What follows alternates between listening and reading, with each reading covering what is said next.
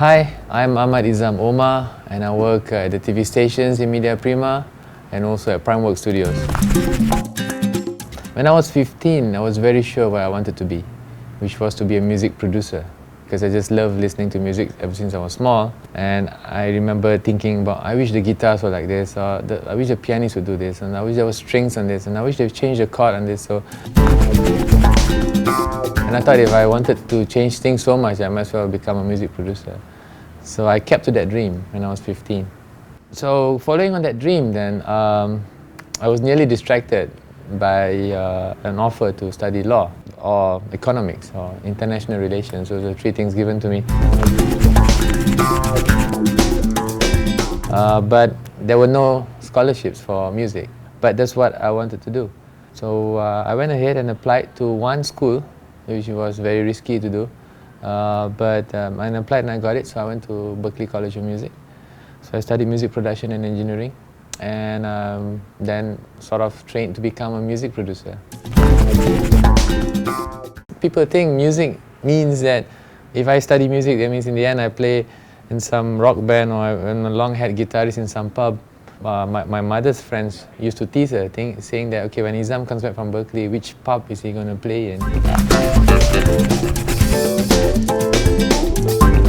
Because they think that's the only thing, but that's only 0.5% of what happens to people who study music. But there's a lot of things that can happen when you study music. Number one is actually you learn to work as a team from early on. Especially if you play in a band, or if you play in an orchestra, or even if you're arranging music, or when you're involved in music production, you have to work as a team to accomplish a piece of art. So you got to put egos aside early on. And you're always humbled by how good other people are.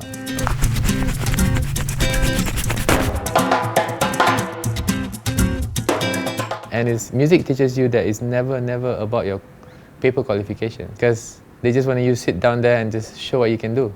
So your skill set has to be really developed for you to play with the big boys. So I learned a lot that you gotta be true to what you do.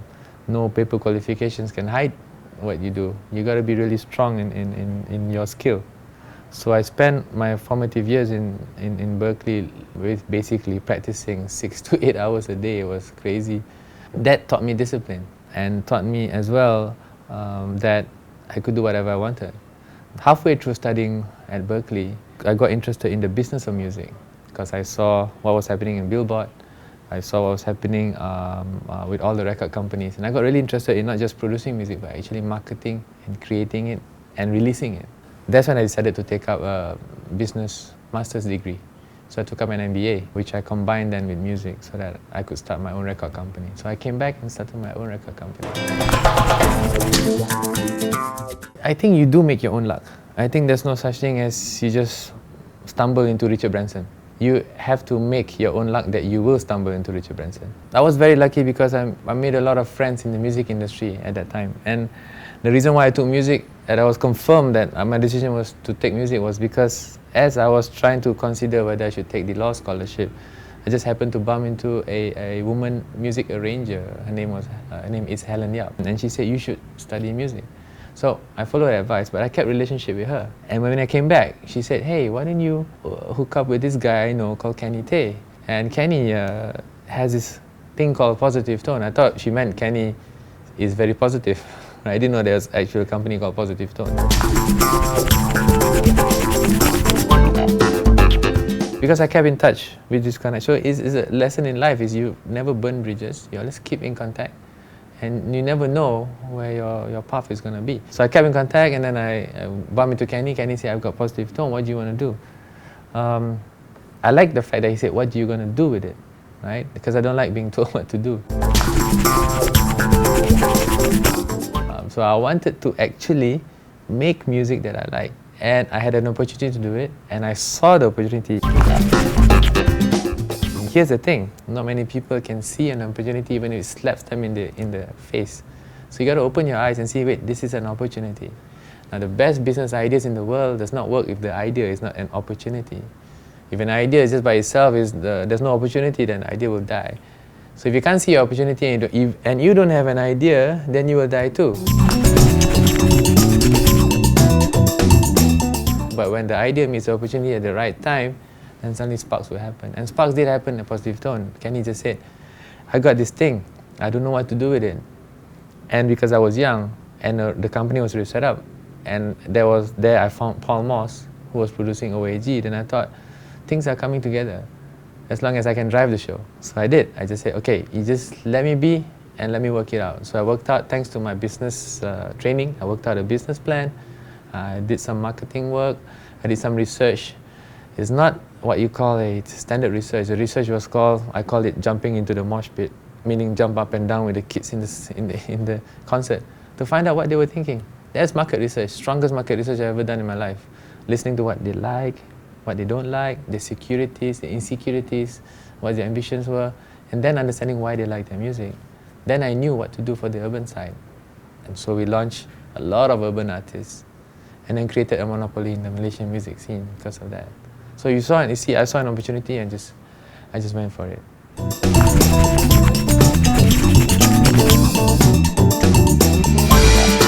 Confidence, if not substantiated by information, knowledge, and experience, is downright cockiness. Pure, honest, sincere confidence comes from a background of research and understanding of the market you're in.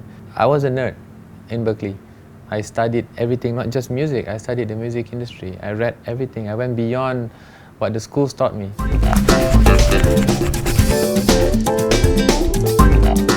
The school didn't even ask me to do an internship. I went and did internships. I went and found jobs.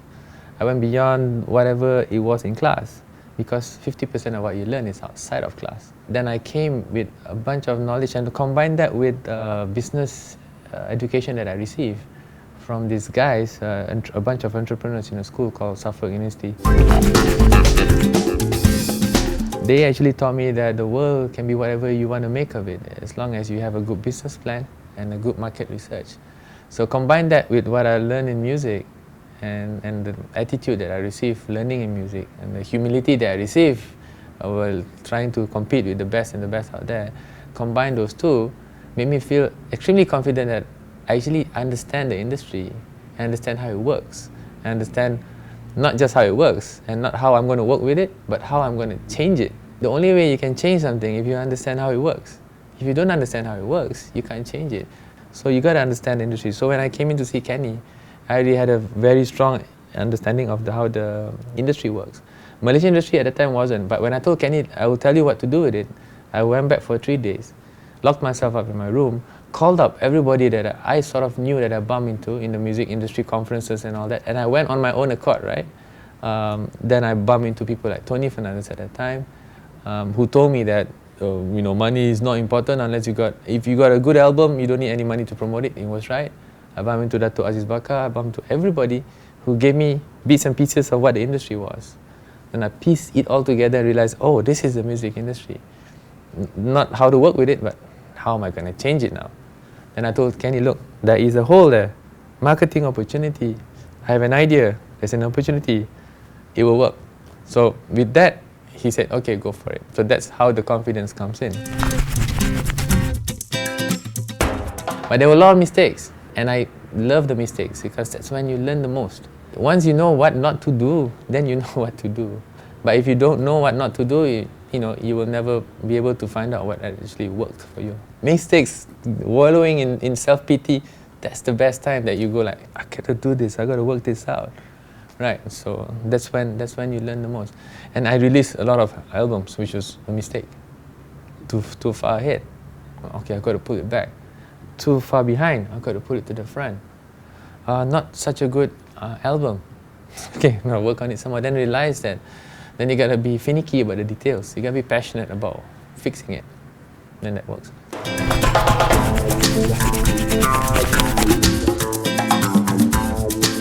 Okay, we're always looking for someone with that spark. That someone with that big idea. Doesn't have to be the right idea, as long as it shows that he dares or she dares to break out of the norm. I look for creativity, originality, and innovation. So those three things are really, really, really important. At the same time, you also need to be flexible, adaptable, and resilient, because things change all the time. What I say right now could be wrong in 2 days' time. And you can't go like, no, boss, you're right, you're fickle-minded. I'm not fickle-minded. The world has changed. You're slow. Okay, because when I make a decision, I'm making it on the spot of that particular time. So these guys need to be moving really, really fast.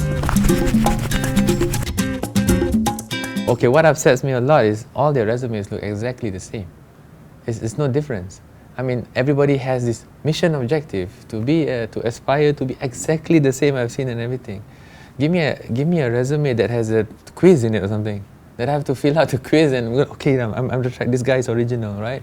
Or something that's like, those things that go to page 3, go back. If you like this, go to page 2. Then at least it's interesting. But the typical resume shows that you are a typical person. And fine, if I'm a typical company doing a typical product, going for typical growth, I will hire you. But no, we're not. We're not going to go for something different. We're going to go for something that can change the world. So if you can change the world, then we'll work with you.